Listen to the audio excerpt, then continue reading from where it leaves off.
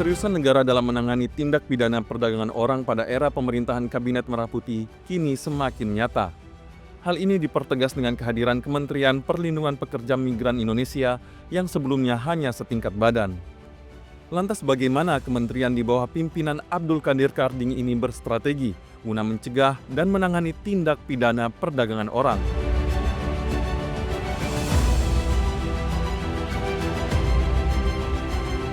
Dan pemirsa, sudah bersama saya saat ini Menteri Pelindungan Pekerja Migran Indonesia, Abdul Qadir Karding.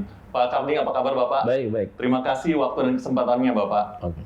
Bapak bisa dijelaskan terlebih dahulu nih Pak, bagaimana Bapak melihat persoalan pekerja migran non-prosedural yang ada di kita hingga saat ini Pak? Ya, jadi salah satu PR besar kementerian baru ini adalah mengurai masalah non-prosedural. Apa yang disebut dengan non-prosedural? Jadi orang yang berangkat tidak mengikuti ketentuan peraturan yang ada. Jadi dia berangkat begitu saja, harusnya kan dia terdaftar tuh di register di kementerian ini, namanya punya IPMI. Ya, jadi kayak kartu yang memang khusus untuk PMI. Nah, untuk berangkat itu ada beberapa syarat ya yang harus dipenuhi. Satu, dia harus punya kontrak kerja, ya. Yang kemudian dia punya jaminan keselamatan kerja. Yang ketiga, dia harus punya izin dari orang tua, kakak, adik, wali dan sebagainya, ya. Yang keempat, dia juga harus punya tes kesehatan jasmani maupun rohani dan seterusnya. Nah, ini biasanya harus diketahui oleh desa atau kepala desa. Lalu mereka mendaftar, sudah mendaftar, dapat diregister, sudah dia diberikan ke P3MI. Nah, itu yang disebut prosedural. Nah, selama ini yang tidak prosedural ini itu mereka diambil oleh calo di desa, ya, lalu diuruskan pasportnya dengan segala iming-imingnya Pak ya? Dengan segala iming-iming dan segala macam tipu-tipunya, lalu dikirimlah dia ke luar negeri. Jadi dia tidak terdaftar. Apa resikonya? Resikonya kalau dia tidak terdaftar, negara tidak bisa memantau mereka, karena kita tidak tahu dia bekerja di mana, berangkat dengan pakai data apa, karena kan kita menemukan juga di paspor antara foto KTP dengan foto ini belum tentu sama dan sebagainya. Jadi itu kira-kira. Jadi PR kita justru di situ, unprocedural. Dan Bapak, orang-orang yang pekerja migran kita yang non-prosedural ini kehilangan hak-hak mereka kan Pak ya? Ya, jadi gini, kalau dia ketemu majikan yang bagus, aman. Tapi tidak sedikit yang memang ketemu tempat bekerja yang tidak sesuai dengan kontraknya, perilaku majikannya kurang bagus, dan seterusnya. Kadang-kadang malah mereka paspornya ditahan, data identitas dirinya juga ditahan. Jadi banyak hal lah ya, modus-modus perlakuan ketidakadilan terhadap para pekerja migran. Jadi intinya kalau dia tidak terdaftar, negara tidak bisa melindungi. Negara tidak bisa hadir di dalam perlindungan. Bukan tidak ingin, tapi memang tidak bisa Pak ya? Kita ingin. Salah satu program saya adalah gimana caranya yang unprocedural itu masuk ke Cisco.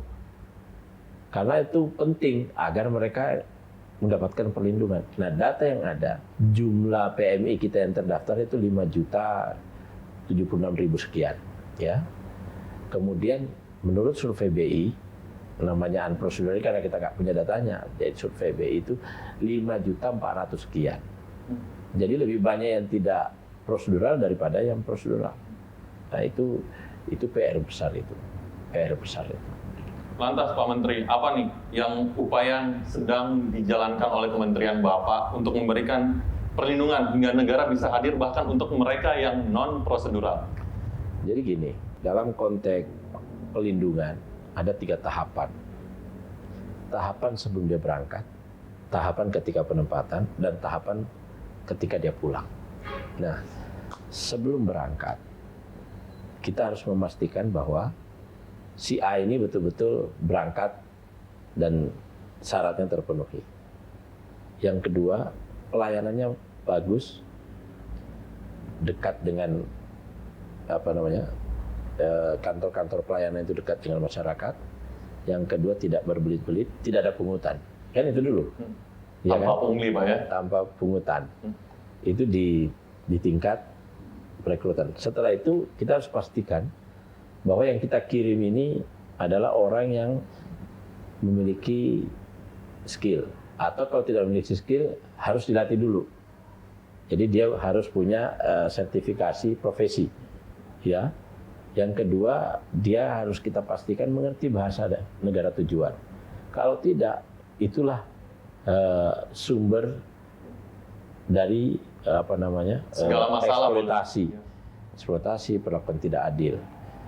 Lalu kita harus juga ngecek, pemerintah harus ngecek kerjasamanya dengan perjanjian kerjasama penempatannya dan sebagainya, itu harus dicek betul. Itu salah satu langkah. Nah, yang kedua PMI-nya, P3MI-nya, LPK-nya harus juga bagus, sehat. Jadi LPK-nya ini jangan hanya LPK abal-abal atau justru jadi calo pengirim, itu nggak boleh. Atau justru bukan jadi calo ya Pak ya? Nggak boleh.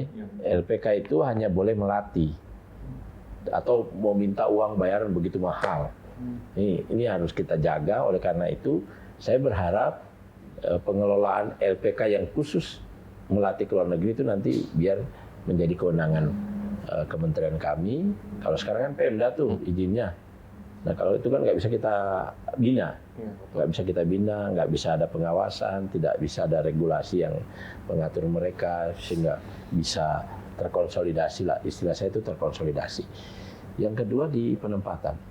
Penempatan ini ketika mereka bekerja itu kan kuncinya sudah core-nya sudah di Kementerian Luar Negeri, Kedubes, KJRI, dan Adnaker. Nah, jadi kita punya Adnaker. Nah, Adnaker ini harapannya nanti yang mengirim orang-orang Adnaker ini adalah kementerian kami. Sehingga nanti pada saat misalnya daftar ulang di sana, register ulang di sana, lalu kemudian verifikasi soal kontrak kerjasama dengan perusahaan atau majikan, itu negara terlibat, paham. Sehingga kita tahu persis posisi-posisi PMI yang ada di luar ini.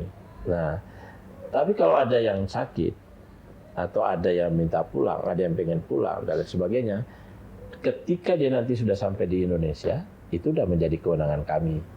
Jadi dia prosedural atau tidak prosedural itu wajib kita lindungi, Nah, itu yang biasanya anggaran kami membengkak di situ, karena rata-rata yang kembali sakit diperlakukan semena-mena, korban TPPO, trafficking dan sebagainya itu adalah mereka yang tadi itu tidak mengerti bahasa, berangkatnya prosedural, low skill. Itu yang kuncinya di situ. Di 3 itu Pak ya?